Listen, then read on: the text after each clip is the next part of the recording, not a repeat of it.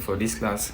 This is module 2, and the topic that we'll be looking under this module 2 we have is understanding conflict resolution. So in the previous module, in module 1, we've been able to introduce ourselves to what conflict is and the types of conflicts, types of conflicts that we have, and even the causes of conflict. So now for this module, we'll be looking at understanding what conflict resolution is, just as we'll also be looking at the meaning of conflict resolution, the types, and some other important subtopics under this topic. So and the contents of the module, we have conflict resolution, the types of conflict resolution handling styles, where we have competing, collaborating, compromising, and avoiding, accommodating, communication, and then we have communication in conflict resolution, then the do's and don'ts in conflict resolution, then do's in conflict resolution, then don'ts in conflict separately. So for the introduction, we have conflict is an inseparable part of human interaction, as we stated in the previous module, which arises whenever individuals, groups, or nations pursue goals, values, resources, or identities that appear to be incompatible. Far from being merely destructive, conflict signals that something significant, which could be justice, security, and the likes, is at stake, and when managed constructively, it can drive innovation, reform, and deeper cooperation. Yet when this is being misunderstood or mishandled, it can escalate into violence, economic ruin, and lasting trauma. So effective conflict resolution therefore begins with accurate diagnosis, which are identifying whether a conflict is primarily economic, whether it is political, ideological, the identity based, or a hybrid of several types, and pinpointing its root causes such as resource scarcity, power imbalance, and the likes, versus immediate triggers. So that is when we are trying to look at conflict resolution, it is very important to root the causes of the conflict and understand the types of conflict that it is, to know where to come in and what to address. So now let's look at the meaning of conflict resolution. It is the process of ending a dispute by addressing its root causes, and reaching a mutually acceptable agreement that satisfies the core needs and interests of all parties involved.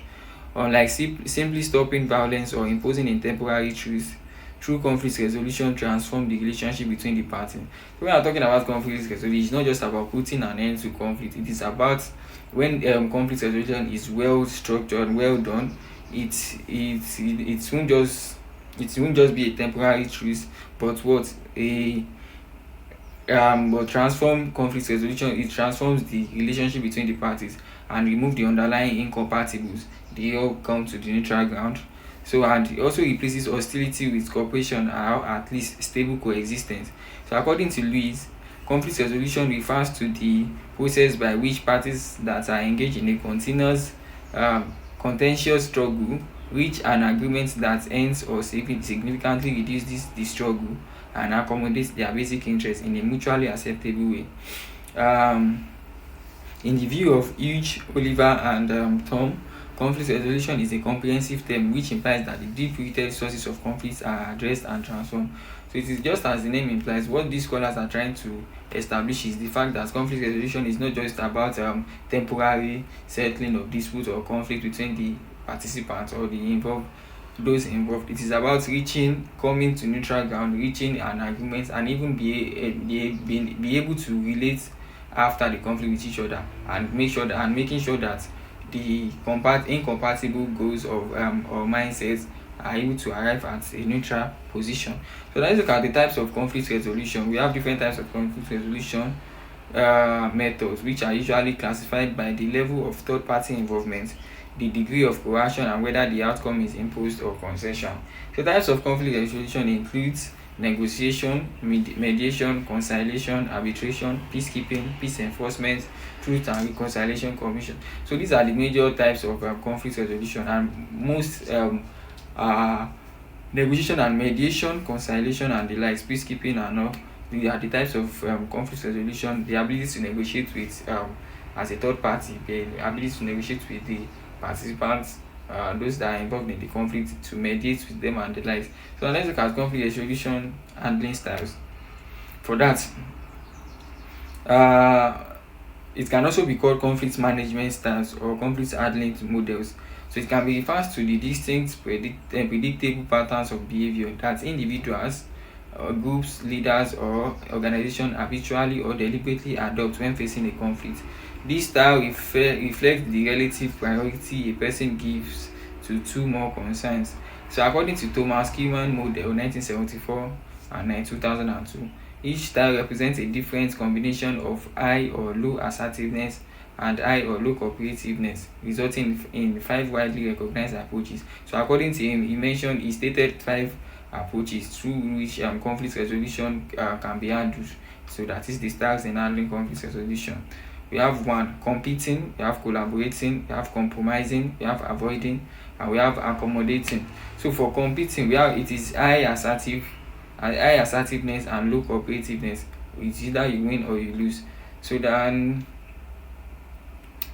win or lose. So then the part A win and the part B lose. We have collaborating, high assertiveness and high cooperativeness, win-win for both sides. We have compromising, the third one, which is moderate assertiveness and moderate cooperativeness, which is partial win and partial win for both sides.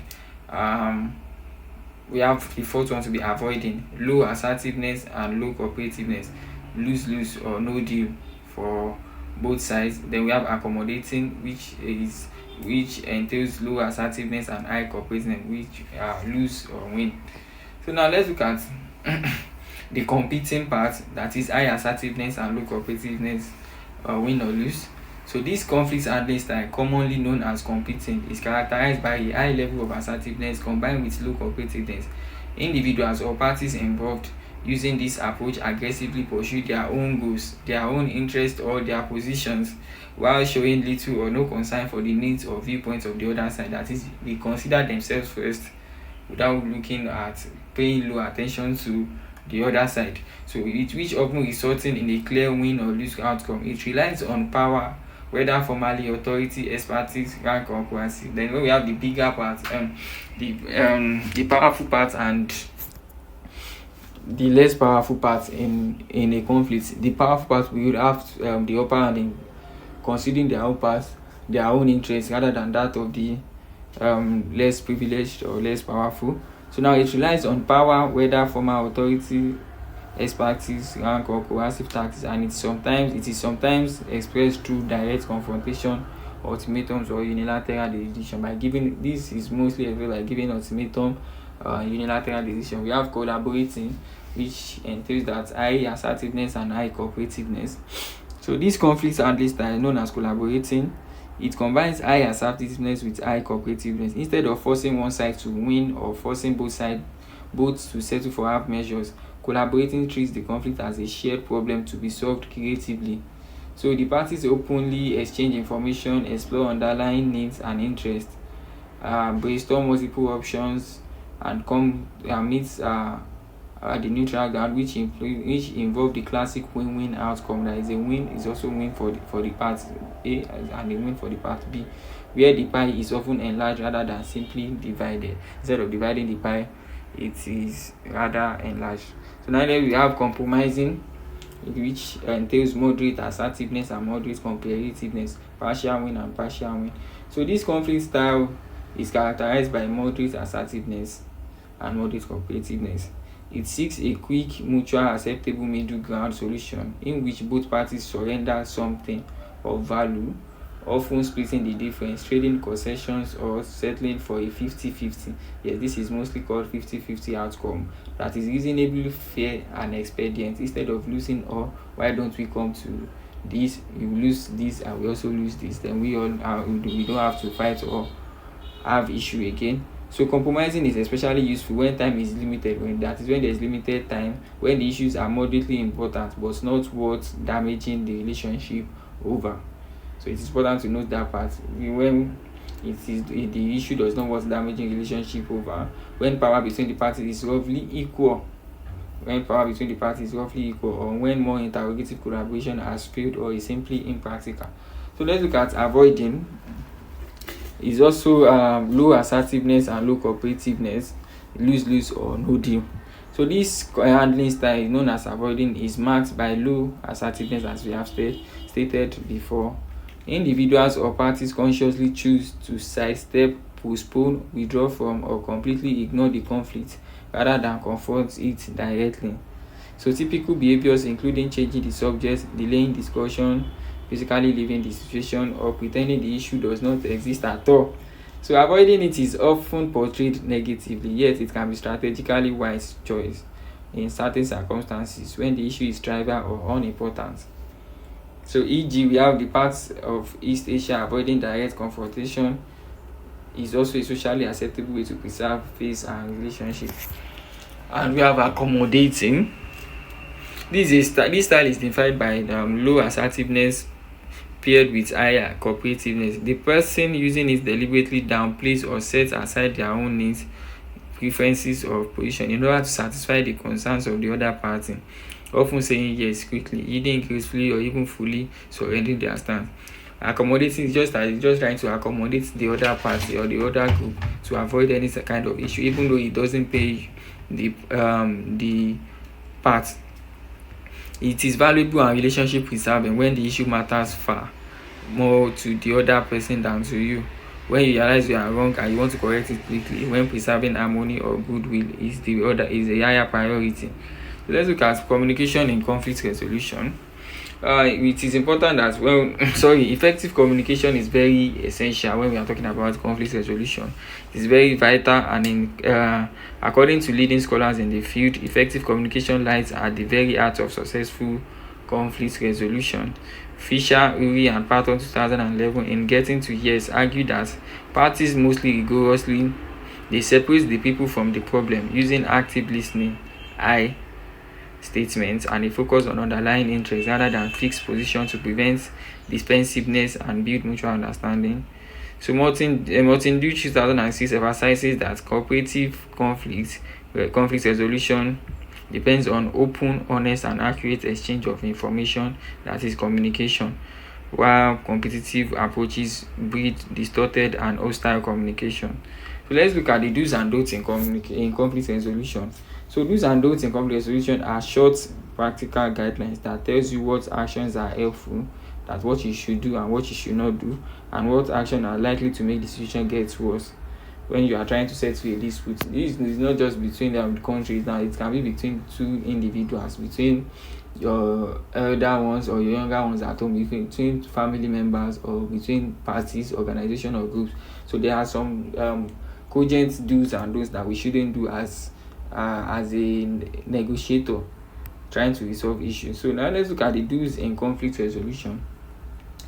Do's are the behaviors that keep the conversation constructive: listening actively, staying calm, focusing on interest, and the like.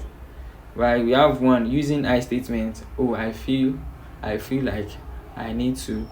I am very sorry to hear that, but I feel like we should do this or that. So using I statements, listen first, then speak second. You listen to the first party, make sure you listen first. They will be able to address what they are going through. From there, you'll be able to understand what you should say and what you should not say. So ask open questions, then speak slowly and calm instead of rushing in your expression with anger or frustration.